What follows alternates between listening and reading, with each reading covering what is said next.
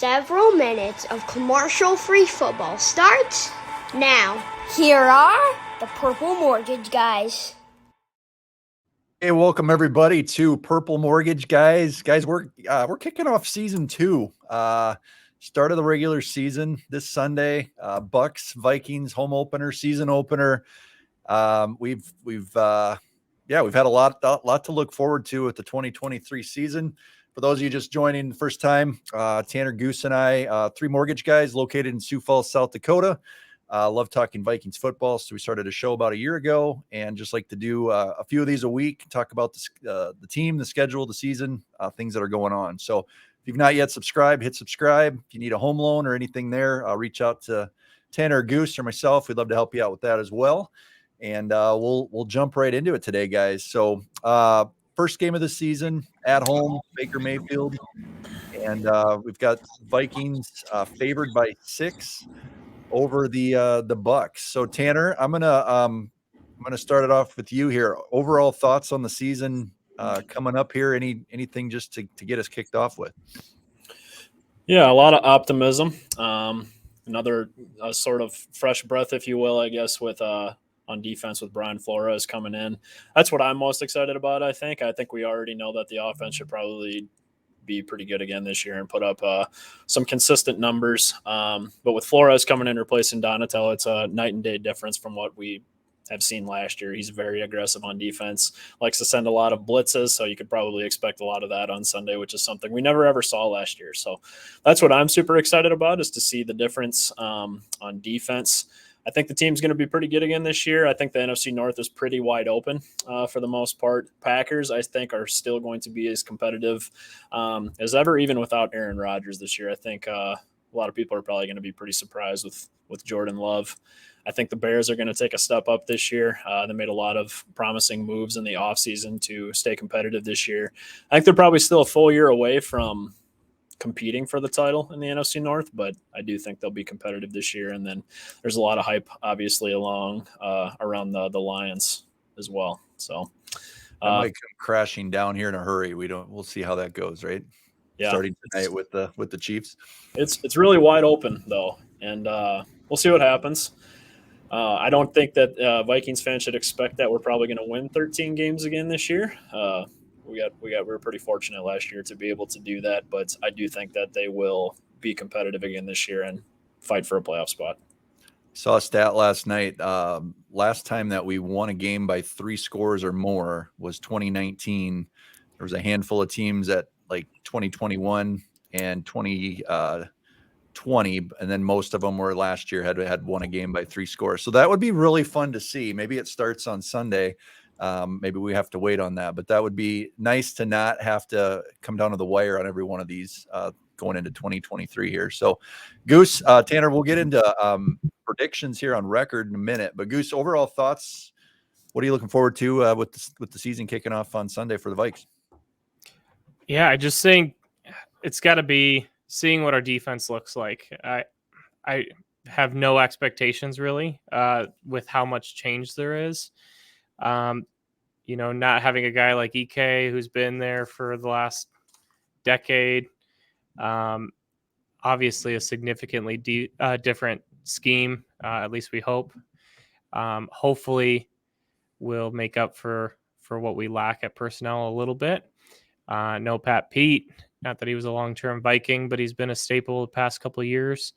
I think it's just there's all this time that we spend with speculation, and week 1 you can kind of get an idea of what it all looks like.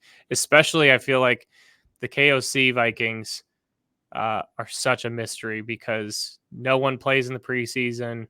Yep. You don't know the schemes, you don't know what they're going to do. They all hide what their plan actually is. So I'm just super, super excited to see what week 1 looks like, and you can kind of get a glimpse of what the season's going to look like. Remember last year after week 1, we thought everything was clicking, Super Bowl or bust. Week 2 after the Philadelphia game, everything was crashing down. So I feel like every year it's the same way. Every game, the beginning of the year, there's so much ups and downs and emotion, and it's never as as good as you think or as bad as you think after those first few games. But it is funny how that works every year, Goose. So looking forward to it. I'm also looking forward to seeing what Cousins does in a make or break kind of a contract year for him.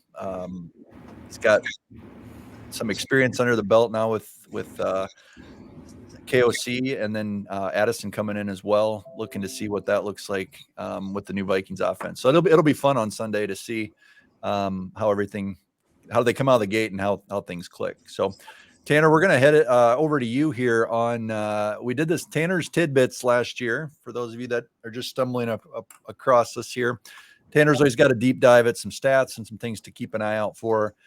Maybe a little rust, Tanner, with being off now for half a year. But what do you got for us going into week 1 against the Bucs?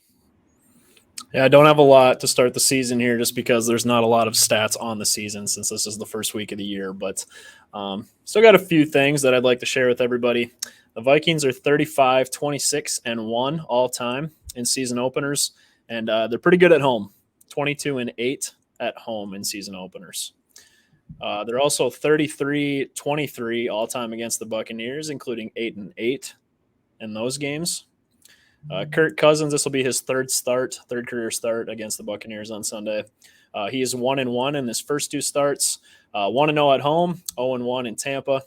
In those 2 starts, he's averaging 270 yards a game, 4 touchdowns, no interceptions, and 107.6 QB rating. So he's had some solid games against Tampa Bay. Baker Mayfield is 1-0 against the Vikings. This will be his second career start. If anybody remembers 2021, the Browns came to town. 14-7. Very, very low scoring game, 14-7 loss for the Vikings that day. But Baker did not play well in that matchup. 155 yards for him, no touchdowns, no interceptions, and a 59.5 QB rating. That was Griffin's first game that he went to in person. He was so excited, and then it was just ugly. And Baker looked terrible that game too, but we couldn't put it together. Yeah, it was tough getting any points on the board on our end that week. Mm-hmm. So Kirk Cousins needs 137 yards in the season opener here to pass Donovan McNabb for 27th in NFL history on the all-time passing list. I imagine he's probably going to work his way up that list, probably top 20, I think, by the end of the year. So just kind of crazy to think that we have a borderline top 20 QB of all time, I think, in my opinion, on our roster. It's kind of cool. He also only needs 2 completions this week to pass Alex Smith for 24th all time. And on the Buccaneers end, Mike Evans needs 1 touchdown catch this week. Hopefully he doesn't get it, but to pass Art Powell and Steve Smith for 19th all time. That's all I got. Those are your Tanner Tidbits to kick us off. I like it. All right, guys, time for the bold predictions for this weekend. We're going to go with 3 rounds here. We're going to start off with something you think is going to happen in the game. Prediction for that. Second one's going to be the final score. And then third, we're going to go around and predict the overall season record for the purple and gold. So, Goose, I'm going to start with you.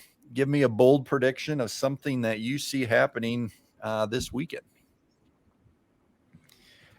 I think that Harrison Smith is going to get a pick 6 against Baker Mayfield.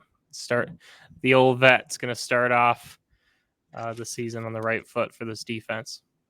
That is bold. Okay. Tanner, what do you got? The Vikings really struggled to get pressure last year, and I'm also going to do a defensive prediction and say that we have 5 sacks to start the 2023 season. That would be amazing. Can we do both of those, the pick 6 and the sacks?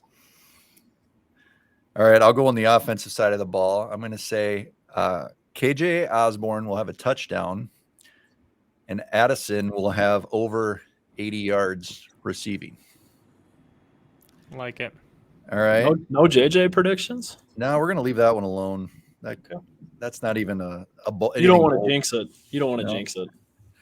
To be bold with JJ, it'd have to be like JJ has 325 yards and 4 touchdowns. All right, Goose, what's the final score? Vikings are 6-point favorites, 45.5, I believe, is the over-under. What do you got for us there? I'm going 27-17 Vikings. 27-17. Is it close at the end? Like, do we put them away with the last minute score, or what's the vibe? What's I'm the gonna fourth quarter say vibe? I'm going to say it's close in the fact that it's maybe already 27-17 and they're driving in the fourth quarter, so it's like, oh, this could go to a field goal game, but then Baker makes a mistake. All right. We're gonna add that element. We gotta give the vibe on the fourth quarter each time this week or this year. So, Tanner, what do you got? I'm also going to say that this is going to be a W. A little bit closer game, though. See the Vikings jumping out to a quick lead and maintaining that, I think, up until end of the third, early fourth quarter. And I think the Bucs will make their way back. But I, too, think Baker will make a mistake in the fourth quarter and the Vikings will seal it up. So I'm going to go Vikings 24, Bucs 21. 24-21. All right. Guys, this is going to be a Vikings blowout. And what I mean by that is they will win by more than one score. It'll be 28-19. Greg Joseph will tack on a field goal late and be able to leave at the 2-minute warning because the game will be out of reach at that point. So 28-19 purple. We all think they win, go to 1-0 on the season. Guys, if we start 0-1, there's going to be a lot of negativity because you're going to Philadelphia and then you got the Chargers back at home. That could be a way to not derail the season, but definitely get off on the wrong foot. So I think this game's pretty important to get on track. So followed up by Kansas City after that. Yeah. Shortly after. Brutal schedule. Yeah, it's Carolina, then Kansas City, but same. Yeah, that's a brutal. There is nothing like talking about must-win Vikings games before the season starts. But I agree. I think it's a really important one. The first half of the schedule really is tough. You got to win the games you're supposed to win. How do you feel if we make Baker Mayfield look like a Pro Bowl quarterback like we did Daniel Jones last year? Like, what if Baker Mayfield throws for 300 yards? I can't even go to that mental space right now. Would you be shocked? Yes. I wouldn't. Because I think we still have I would say that if that happens, that means we're not getting any pressure at all, which is obviously terrifying. But we have a super young secondary, and they have weapons in Tampa. Like, I think Chris Godwin and Mike Evans are a top 3 receiving duo. So okay, I don't think it's going to happen, but I wouldn't be surprised if it did. Throw an over/under. I'm going to throw one at you. Over/under, and I have no idea what the actual line is for this, but I'm just going to say 225 yards for Baker Mayfield. Over/under. 200 what? 225. Over. I'm going over because I think we should have a lead most of the game, and they're going to be passing it a lot. So over, but it's skewed. Tanner didn't even breathe a half a second, and he said over. So this is still not going to be like a great defense this year. I think they'll be improved, but we were almost bottom of the league last year in pass defense. I think where my concern would come from is more of the scheme. I think Donatello allowed for a lot of the Daniel Joneses of the world to drop back and pick apart slants, quick stuff. I want Flores to force Baker to make some really good throws and a big play. And I just don't see him doing that consistently without making mistakes. Cool. I'll only because you guys both said over, I'll go under, but I feel very I'm not confident on that one. We'll put it that way. All right, give me the season record. Tanner, we're going to start with you. You can throw out the record, and if you think they make the playoffs, what type of seed that gets them? I went through the schedule when it came back in May, and I'm going to stick to my guns on it, and I'm going to say 10-7 with a division crown. I think they're going to be the 4 seed in the NFC. But I do think the NFC North is going to be extremely competitive. I think that we could have 3 playoff teams come out of our division because the rest of the NFC is not very tough. Okay. Goose, what do you got? I'm going 11-6. I think lose some of the games that you all had go on your side last year. But I also think that we've got another year of the O-line staying the same. I think Flores makes a big difference, even if our personnel isn't quite as good. Kirk's got another season in the system. I just think some of those have to compensate for, okay, we won a bunch of one-score games, but I also think Addison is an improvement over where Adam Thielen was at in his career. Hawkinson's now on a new contract and ready to go. And had an off season instead of prepping mid-season. So I just think there's enough compensating factors there to still win a lot of games. What playoffs seeding? What do you think there, Goose? I'll say that gives them the 3 seed.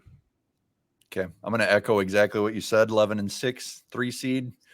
I think we're going to lose some of those close games that maybe we parlayed a lot of those in our favor last year. But I also think, hopefully, maybe this is wishful thinking, but hopefully we have a few blowout victories where we feel pretty good along the way. And overall, I think it's a better team, even if the record's not quite the same. So, quick question in regards to some of our predictions.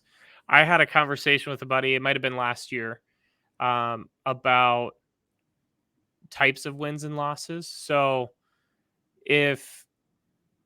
would you rather just win all the games that you're supposed to win and it makes sense for all of your losses, the Eagles, the Chiefs, the 49ers, or would you rather be upset a game or two by a team that you probably should have beat, but then you knock off an Eagles in Philadelphia? Like, I think it's definitely more fun to win those games like at Buffalo last year. I think that's why these survivor pools are impossible, because you just never know how they're going to play out week to week. Yeah. But give me the big wins, the primetime stuff. It's no fun losing to Detroit like we did in 2021, where it was just awful. But I think those big games are, I don't know, they're super entertaining, and to come out on top, give me that all day. Tanner, do you agree or disagree? No, I agree 100%. Cool. Well, guys, we got one under our belt. We knocked off some rust. What do you think? Closing thoughts going into the weekend? Anything else you guys want to hit on? I just guess I wanted to talk about Tampa a little bit. I guess I didn't do that much, just looking over their roster again. Yeah. I don't want to be a Debbie Downer. Vita Vea, their nose tackle, makes me extremely nervous.